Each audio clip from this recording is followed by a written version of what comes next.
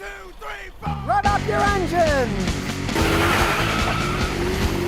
Carlito says, Scotty, does Toyota pay you? No, nobody pays me. The only people that pay me are Google AdSense. They run universal ads on my videos. That's it. I have nothing to do with the placements of them. They're just there. Toyota doesn't pay me? Nobody pays me. I tell the truth about cars. I just made a video today, you can watch it soon, on the new 2020 Toyota Supra, which is actually a BMW Roadster. BMW makes them. You can see the absolute truth about that car. Watch the video when I put it up. I tell the truth about cars. I like Toyotas because I've been a mechanic for 52 years. And you know what real mechanics like me drive? They drive cars that don't break. I spend my weekdays fixing other people's cars. Do you think I want to spend my spare time fixing my own cars? No. I want cars that don't break, so I don't have to work on my own cars. Last thing I want to do, so I drive Toyotas. And they're older ones, too, because I'm too cheap to buy new ones. Ask an honest mechanic who doesn't want, especially an older one like me. We get older. We don't want to spend our spare time working on cars. We drive Toyotas, and I got a Lexus for my wife. Used, too. I only paid $3,000 for it. Toyota's not paying me anything. James Self says, Scotty, do you think a 10-speed transmission can have many issues as it wears? Okay, of course they can. They are very, very, very complex. But it depends who's making them. When they first came out, I thought those Ford 10-speed automatic transmissions, the one that Ford and GM worked on together, they put them in the Camaros, they put them in the F-150s, put them in the Mustangs, now they're putting the Rangers. I thought, hey, they worked pretty good. I saw them for about a year and a half, didn't see any problems. Now, this is years later, they're having lots of problems. They're having a class action suit, more than one, against them for those. So in case of the Ford one, I wouldn't buy one. But Toyota's got a 10-speed rear-wheel drive transmission. I have seen no problems with that thing yet. Who knows? Maybe they will in the future, but they don't now. Depends who's making them. They are very complex. They cost a fortune to fix when they break, but if they are well made, they can be really good transmissions. Now, sometimes 10-speed is overkill. GM was working on one that was experimental 10-speed, and they found out that the 10-speed actually got worse gas mileage than the previous one that had less speed. Sometimes 10 is too many. That's why Toyota has settled on 8-speed with a lot of theirs now. They have 8-speed automatic transmissions. They decided 8-speed was enough and it was most efficient, so they're sticking to that. Look at BMW. They have the ZF 8 HP, the high-performance one. 2017, ZF transmission sold 3.1 million of those transmissions to other makers. Those 8 speeds are good. Maybe 10 speeds? Might be a little bit too many speeds. Afran Ekram says, Scotty, what's your take on a used 2018 Mercedes-Benz G63 AMG? You want to buy yourself an endless money pit that gets horrible gas mileage? Go right ahead. Now, they cost a fortune new, and it's what? 2 years old. You're not going to get it cheap. If you can get it cheap, go ahead if you want a big toy like that. But realize they're endless money pits as they age. They get horrible gas mileage. But if you want a vehicle like that, it's your money. And I'll go right ahead. I got customers with them, and I tell them, these things are expensive. I had one axle went out on it. It was going to be $16,000 to fix it. So, they're expensive cars. You want one, it's your money. Do whatever you want.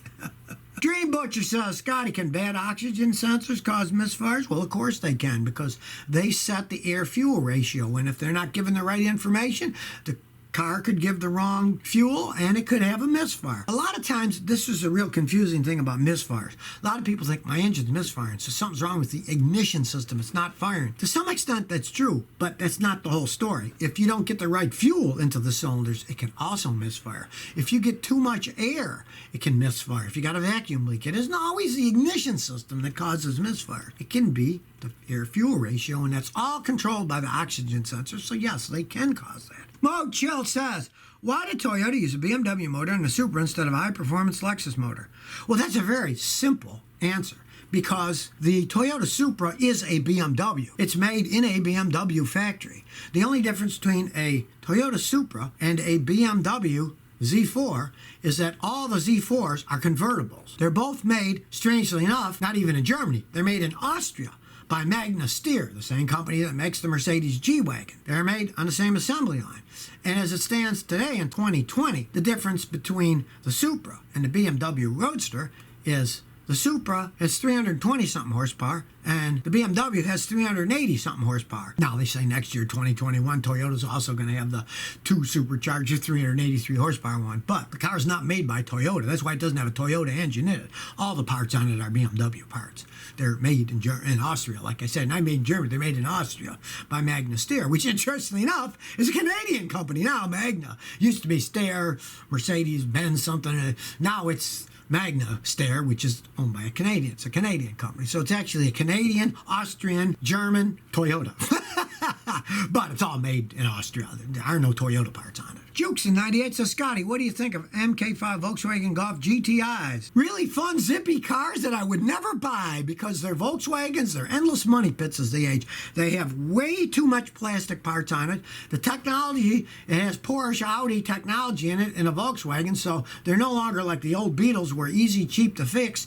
They now are very complex, expensive to fix, and they have tons of plastic crap that breaks on them. I would call them, like people used to say in my day, fast but no class. And as they age, they're expensive to fix. The Cinnamon 31 says, Scotty, my '07 Ford Focus has a persistent rattle. It's coming from the right front side. Not sure what it is. Okay. The Focuses are relatively cheaply made cars. They often rattle as they age.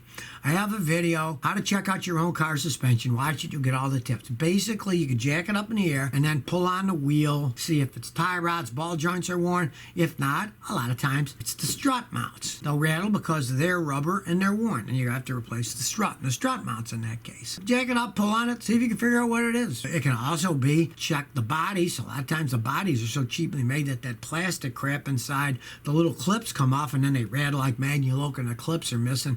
You can get new plastic clips at AutoZone or something, or if you don't like it, you just get a hacksaw, cut the plastic liner off and throw it away. They don't do much anyway. Start with that and realize it is, you know, an older Ford. They're kind of cheaply built cars. A lot of them just rattle. A lot of guys just live with it if they handle okay and the tires aren't wearing out weird. Steve Widland says, Scotty, what's a good product for cleaning and conditioning leather seats? Alrighty, there's a company in the United States called Lithium, just like the element lithium, just like the drug lithium that they give to people to calm them down because they're mentally unstable. But the company's called Lithium. You can Google it. I've got some videos on it. They make some of the best car care products I've ever found. They're not cheap. The little bottles are $39, but they really work. And they make an excellent one for leather. Lithium. It's the name of the company. They don't pay me a penny. I got cases of other stuff lying around too that I don't use anymore because the lithium is better. Mara Fernandez says, fix it or junk it. '05 Nissan Xterra, $205,000 repair. Rebuilt transmission is going to cost $1,600. Get a Toyota, Honda, Camry, Corolla, or RAV4. All right, definitely junk it. Don't throw any more money at that thing. It's on its last legs anyways. Now, whether you should get a Honda, Toyota, Camry, Corolla, or RAV4, what do you want? Do you want a more luxurious car like a Camry, or are you happy with a lower level car like a Corolla that'll last? They're all good picks.